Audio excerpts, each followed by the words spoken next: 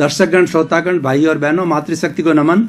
Channel 24+ news के खास, विशेष, मनमोहक, हमें शांति प्रदान करने वाला, सुख प्रदान करने वाला और हमें स्वास्थ्य के संबंधी कई टिप्स देने वाला, हमारी लाइफ स्टाइल के बारे में बताने वाला, धर्म दर्शन की बातें बताने वाला, वैश्विक स्तर और पूरे विश्व की बातों के बारे में, वसुधैव कुटुंबकम की धारणा के संबंध के अंदर सारी बताने वाला, होलिस्टिक विषयों के बारे में बात करने वाला, अध्यात्म विज्ञान की बात करने वाला पुनरुत्थान कार्यक्रम में आपका हार्दिक स्वागत है, अभिनंदन, सत्कार है।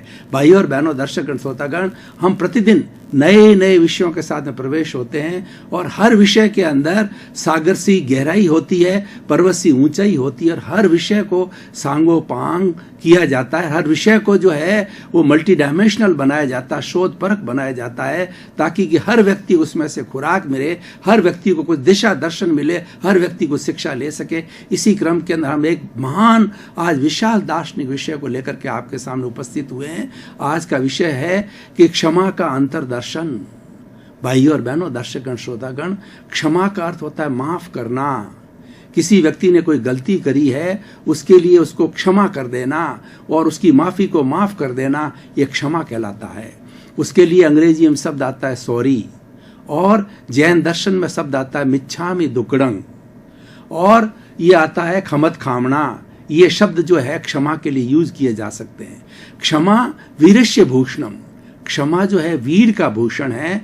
कोई भी कायर व्यक्ति है, किसी को क्षमा नहीं कर सकता। जो वीर होता है वो क्षमा कर सकता है। इसीलिए कहा गया है कि जे कम्मे सूरा ते धम्मे सूरा, जो कर्मवीर होता है वही धर्मवीर होता है। यानी क्षमा व्यक्ति वही कर सकता है जो कि सहनशील हो और उसके साथ सूरवीर हो, वही कर सकता है, कायर व्यक्ति नहीं कर सकता है।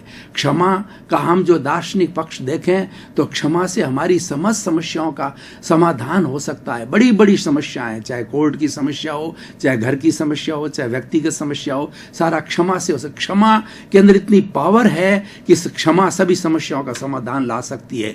उदाहरण के तौर पर मैं आपको बताना चाहता हूं कि मान लीजिए दो भाइयों के बीच के अंदर बहुत बड़ा डिस्प्यूट हो गया और डिस्प्यूट होते होते इतना बढ़ गया कि वह सारी कार्रवाई कोर्ट तक चली गई और कोर्ट के अंदर कई वर्षों तक जो है वह कार्रवाई चलती रही। उसके बाद के अंदर जो उनके बीच बचाव किया उनके गुरु ने, और गुरु ने कहा कि अगर तुम दोनों मेरे भक्त हो और तुम मेरी बात पर विश्वास करते हो, मुझे मीडिएटर मानते हो, मुझे मध्यस्थ मानते हो, तो तुम मेरी बात सुनो। तो उन्होंने एक एक की बात सुनी, दोनों की बात सुन करके, और उन्होंने उसका निपटारा किया और कहा कि एक दूसरे से क्षमा याचना करो। तो छोटे भाई ने बड़े भाई से क्षमा याचना की।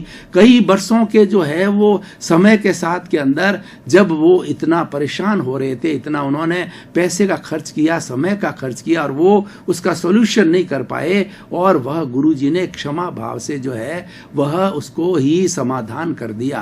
क्षमा के माध्यम से हम अपने शत्रु को मित्र बना सकते हैं। क्षमा के माध्यम से हम किसी का हृदय जीत सकते हैं। अगर एक बेटा अपने बाप से बराबर क्षमा का भाव रखे तो उसका प्रिय पुत्र बन सकता है। एक जो है वो अगर मान लो बहू सास के साथ में क्षमा का भाव रखे तो उसकी प्रिय बहू बन सकती है। इतनी क्षमा के अंदर ताकत है। हम भगवान महावीर के क्षमा जीवन को लेकर के देखते हैं कि भगवान महावीर ने जब जो है 30 वर्ष की अवस्था के अंदर संन्यास ग्रहण किया तो उनके पास में जो है वो मति ज्ञान, श्रुत ज्ञान, अवधि ज्ञान और मन प्रयोग ज्ञान, 4 ज्ञान थे। तो उन्होंने जो है संन्यास ग्रहण करते ही, साधु बनते ही, उन्होंने अपने शरीर को वोसरे कहा, यानी शरीर के प्रति जो है सभी प्रकार का मोह का त्याग कर दिया। और उन्होंने कहा कि कोई भी प्राणी, कोई भी पशु पक्षी मेरे शरीर को किसी तरह का आघात पहुंचाए तो मैं उसके प्रति जो है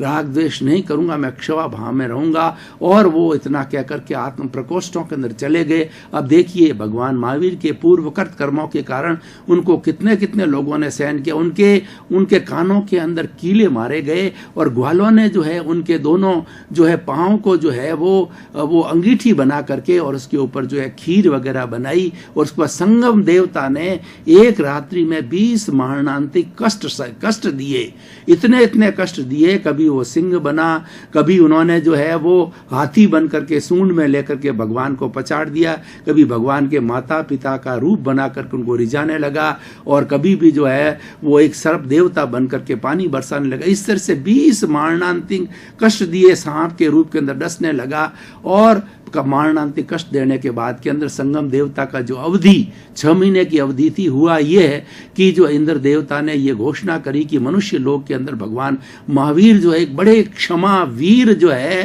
प्रतिमूर्ति है। तो इस बात का जो संगम देवता को जो है वो जलन हुई, उनको ईर्ष्या हुई कि ऐसा कैसे हो सकता है। उन्होंने जो है वो उन्होंने इंद्र को कहा कि मैं जाकर के उनकी क्षमा की परीक्षा लेना चाहता हूँ। इंद्र भगवान के जो जितनी क्षमा का और उनकी जो क्षमता थी, वो क्षमता का जो है विश्वास वो प्राप्त करने के लिए, और लोगों को जो है उनके प्रति अविश्वास दी, तो उन्होंने उसको आज्ञा दे दी और 6 महीने की अवधि दी। 6 महीने की अवधि समाप्त होने के बाद के अंदर जब जो है वो वापस जो जाने लगा, तो उन्होंने भगवान महावीर को कहा कि बताइए मैं आपको कैसा लगा। उन्होंने कहा भाई एक जो है वो कोई भी व्यापारी है, उस व्यापारी का माल जो है वो ऐसा है कि खराब होने वाला है, फ्रूट है, सब्जी तरह, और शाम हो गई और शाम के समय के अंदर वो चाहता है कि मेरा माल बिक जाए। उस समय में एक दूसरा व्यक्ति आता है और उसका माल जो 1 रुपए का माल 1.25 रुपए में लेता है। उसी तरह से तुम तो मेरे परम हितैषी हो, मेरे जन्म जन्मांतर के जितने पूर्व कर्म है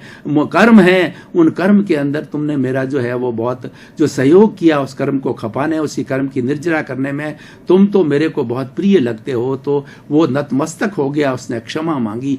ये हमारे क्षमावीर भगवान महावीर का उदाहरण है। उसी तरीके से क्षमा का मैं आपको एक उदाहरण बताता हूं कि एक ऐसा पुत्र था जो कि वो माता से जो है वो बहुत घृणा करता था, ईर्ष्या करता था, और माता का उसने सिर काट दिया, और उस सिर को लेकर के और वो दूसरी जगह जा रहा था। तो थोड़ी देर के बाद में उस व्यक्ति को ठोकर लगी, और ठोकर लग करके उस माँ का सिर जो है उस व्यक्ति के पैर के अंदर पड़ गया। तो माँ का सिर बोला कि बेटे तेरे पांव के अंदर चोट तो नहीं लगी है, देखिए कितना क्षमा का भाव है। उसने तो उसका सिर काट दिया और वो बेटे को कह रहा है कि तेरे को कोई चोट नहीं लगी। ऐसे ऐसे क्षमा के उदाहरण है।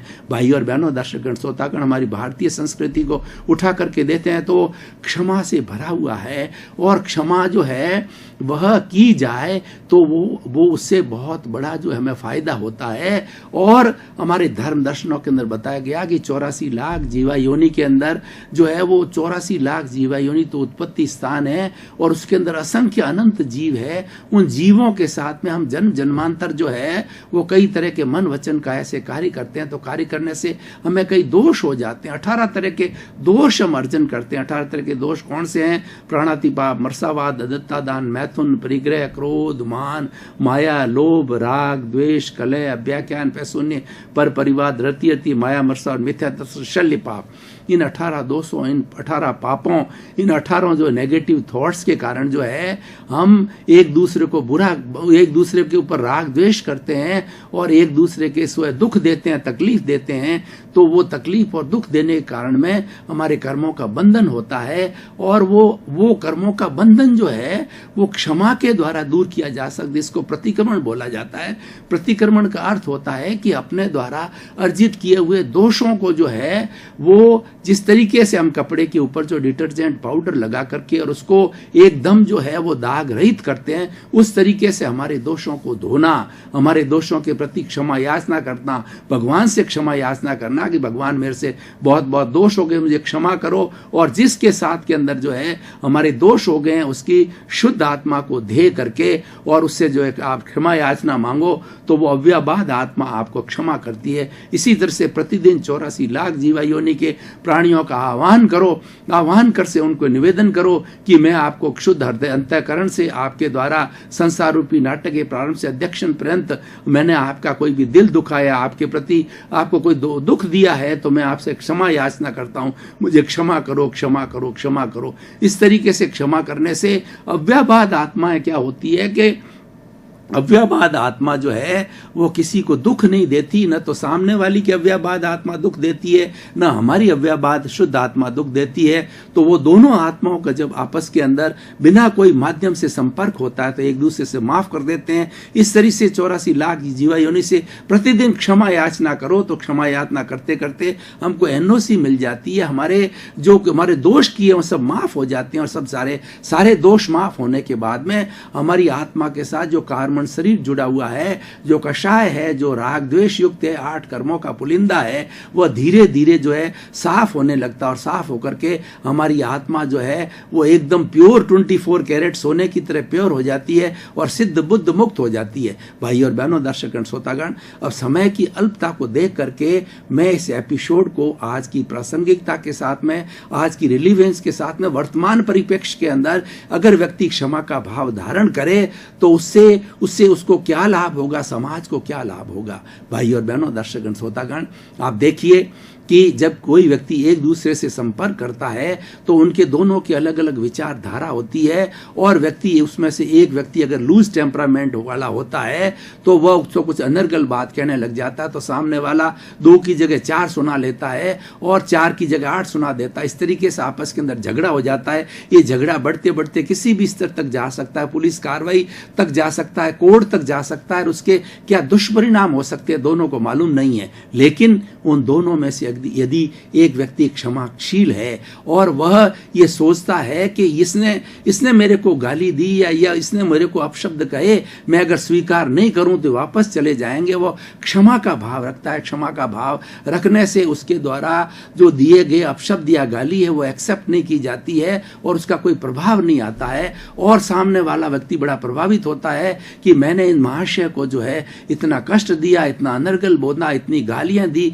लेकिन ये कितने क्षमावीर हैं कि इन्होंने मुझे वो किसी तरह का वापस रिएक्शन नहीं किया। ये क्षमा की भावना पैदा कैसे होती है कि जो प्रतिक्रिया विरति होनी चाहिए, यानी हमारे को जो कोई भी बात है उसको सुनने का मादा होना चाहिए, उसमें हम राग द्वेष नहीं करना चाहिए। किसी व्यक्ति की बात में जब हम राग द्वेष करते हैं तो हमारे आपस के अंदर संबंध बिगड़ते हैं, और राग न द्वेष न करने से क्षमा का भाव होता है, और क्षमा का भाव का जो है वो इतना ये विशाल प्रभाव है कि एक अच्छा वातावरण बना सकता है, पूरे विश्व को जो है एक स्वर्ग के समान बना सकता है। वसुधैव कुटुंबकम की जो हमारी अवधारणा है वो क्षमा के ऊपर आधारित है। मान लीजिए हम एक जो है वो जॉइंट फैमिली में रहते हैं जहां 100 50 मेंबर जो हैं एक साथ रहते हैं, और वो अगर सारे मेंबर एक दूसरे को क्षमा न करें, एक दूसरे को सम्मान न करें, तो हर वक्त के अंदर झगड़ा हो सकता है, कलह हो सकती है, और जिस घर में जिस परिवार के अंदर कलह होती है वहां शांति नहीं रहती है, सभी लोग डिस्टर्ब रहते हैं, वहां लक्ष्मी का वास नहीं होता है और वो परिवार तरक्की नहीं कर सकता। ये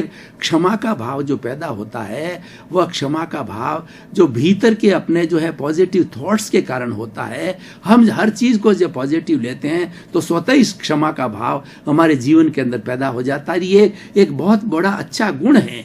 ये हमारे लौकिक जगत के लिए भी अच्छा है, पारलौकिक जगत के लिए भी अच्छा है। हमारे ऐसा माना जाता है कि हमारी ये शुद्ध आत्मा के साथ में कार्बन शरीर एक फेविकॉल की तरह जुड़ा हुआ है, जिसको लिंग शरीर कहा जाता है, जिसको कॉजल बॉडी कहा जाता है। जन्म जन्मांतर के अंदर हम जो किसी को कष्ट देते हैं, किसी के प्रति राग द्वेष करते हैं, किसी के प्रति कषाय करते हैं, वो सारा इस कॉजल बॉडी के अंदर इकट्ठा होता है। ये कॉजल बॉडी जब तक कि शुद्ध आत्मा के साथ में जुड़ी हुई रहती है, ये आत्मा सिद्ध बुद्ध मुक्त होकर के और जो सिद्धालय को नहीं जा सकती है, इस कॉजल बॉडी को समाप्त करने के लिए क्षमा का भाव जो है, जिसको प्रतिक्रमण कहा जाता है, वह बहुत अति उत्तम भाव है। और इसी क्षमा के भाव से जुड़ी हुई 4 बातें मैं आपको बताता हूं। सामायिक, आलोचना, प्रतिक्रमण और प्रत्याख्यान, ये 4 ऐसे टूल है जो क्षमा भाव से जुड़े हुए हैं और चारों ही पावरफुल है। कोई व्यक्ति चाहता है कि मेरा जीवन आनंदमय बने, मेरा जीवन सुखी बने, तो ये 4 सूत्रों को जीवन में ध्यान रखना चाहिए। सबसे पहले तो ये अपना सामायिक का अर्थ होता है कि मैंने जो 18 तरह के पाप है, इन पाप दोषों को जो जीवित प्राणी हैं, जो लिविंग बीइंग्स है और जो आत्मा है, उनके आत्माओं के साथ में किस तरीके से जो 18 तरह के दोष करके, पाप करके जो मैंने पापों का अर्जन किया है, दोषों का अर्जन किया है, उन दोषों को भीतर की पर देखना, प्रत्यक्ष रूप से देखना, अप्रत्यक्ष रूप से देखना। इसीलिए दोषों को देखना सामायिक कहलाता है। उसके बाद आपने अपने दोष देख तो लिए, लेकिन उन दोषों को रियलाइज करना, उन दोषों को स्वीकार करना, क्योंकि जब तक स्वीकार नहीं किया जाता दंड नहीं मिलता। हमारी जो वर्तमान जुडिशरी जो सिस्टम है उसमें भी क्या होता है कि जज के सामने जो वकील है, जो अभियुक्त होता है, या तो वो स्वयं कन्फेस करे कि गलती मेरे से हुई है, या जो वकील होता है वह कुछ जो है वो एविडेंसेस के माध्यम से कन्फेस करवाता है, प्रूव करता है कि गलती उसने की, तब जाकर के जज सारा निर्णय देता है। बिना स्वीकार के निर्णय नहीं होता है। तो अपने दोषों को स्वीकार करना है, ये आलोचना कहलाता है, ये प्रतिक्रमण है, वो क्षमा का भाव है। और हर क्षण प्रतिक्रमण करना चाहिए कि आपके जो है जिस वक्त में जो साथ में दिन भर हम कार्य करते हैं, उन कार्य करने से हमारे जो लोगों को किसी को मन दुखाया हो तो उस मन दुखाने के लिए हमें सॉरी फील करना चाहिए, हमें क्षमा याचना और हमें जो प्रतिक्रमण करना चाहिए। और हमें प्रातः उठ करके रोज चिंतन करना चाहिए, प्राप्त मन वचन काया से जगत के किसी भी जीव को किंचित मात्र भी दुख न हो, दुख न हो। हे ईश्वर, है मेरे भीतर विराजमान शुद्ध आत्मा भगवान, मुझे ऐसी शक्ति दो कि मैं वो किसी भी प्राणी को किंचित मात्र भी जीवन पर्यंत दुख न दूं। तो इस तरीके से क्षमा के भाव के अंदर बहुत बड़ी ताकत होती है। अब देखिए वर्तमान परिप्रेक्ष्य के अंदर हम जो है इतनी 7 अरब की जनसंख्या जो है एक साथ रह रही है। अगर कोई भी व्यक्ति एक दूसरे के ऊपर प्रतिक्रिया करे, वो लड़ाई झगड़ा होता रहे तो कलह चलती रहेगी। लेकिन एक दूसरे का जो व्यक्ति का जो है प्रति सम्मान करना, सम्मान का जो भाव आता है क्षमा भाव से आता है। और क्षमा भाव से सम्मान पैदा होता है। दोनों एक दूसरे के पूरक है और दोनों ही जो एक सिक्के के दो पहलू हैं। जो ही आपने क्षमा का भाव किया, आपके मन में सम्मान पैदा हो जाएगा। इसलिए शांतिपूर्ण से अस्तित्व में रखना है कि 7 अरब की जनसंख्या जो है वो आराम से रहे, सुख से रहे, चैन से रहे और पूरा उनका जीवन जो इस सृष्टि के अंदर सभी चीजों की उनकी आवश्यकता की पूर्ति करने के लिए सृष्टि ने सभी चीजें निर्मित की है। पेड़ है, पौधे हैं, फल है, फ्रूट है, जड़ी बूटियां, सभी तरह की उनकी व्यवस्था जो कर रखी है। प्राण वायु देती है प्रकृति और सब तरह का उनका दिया। लेकिन आपस के अंदर जो सहवास होता है, आपस के अंदर जो रहना होता है, वो शांतिपूर्ण तरीके से होना चाहिए।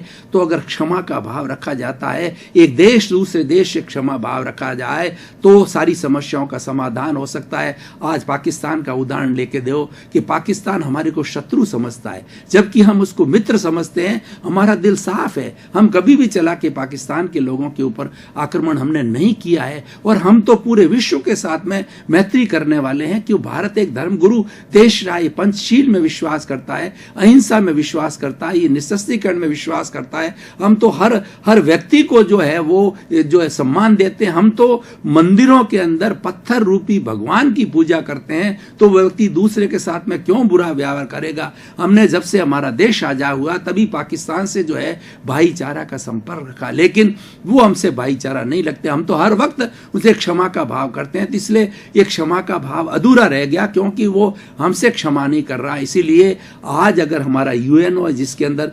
210 देश हैं विश्व के अंदर, उन सभी देशों के अंदर निःशस्त्रीकरण की जो अगर हमें भावना लागू करना है, आज इतना जखीरा इकट्ठा हो गया है विश्व के अंदर कि 7 अरब की जनसंख्या को 7 मिनट के अंदर समाप्त कर सकता है। उस जखीरे को समाप्त करने के लिए और उसको निःशस्त्रीकरण लागू करने के लिए हमें क्षमा का भाव पैदा करना होगा। यूएनओ के अंदर हमें सभी देशों को ये एक सबक सिखाना पड़ेगा कि एक दूसरे को क्षमा करें, और वो क्षमा करने से हमारी निःशस्त्रीकरण की जो प्रणाली है, हमारा जो पंचशील का सिद्धांत है, हमारा जो अहिंसा का सिद्धांत है, वो बहुत ही अच्छी तरह से लागू हो सकता है। और अहिंसा जो है, क्षमा से ही अहिंसा पैदा होती है और अहिंसा ही क्षमा पैदा करती है।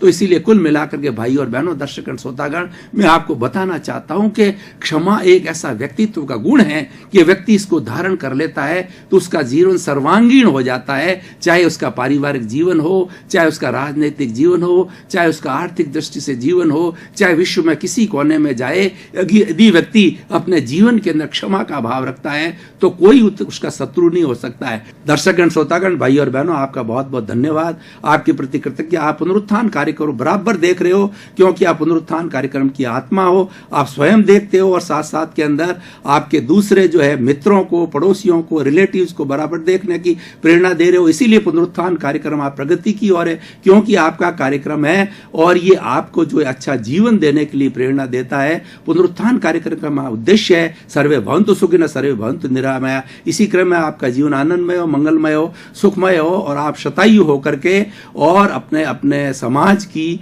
आप खूब परोपकार करें, समाज की सेवा करें, आपका जीवन आनंदमय हो, मंगलमय।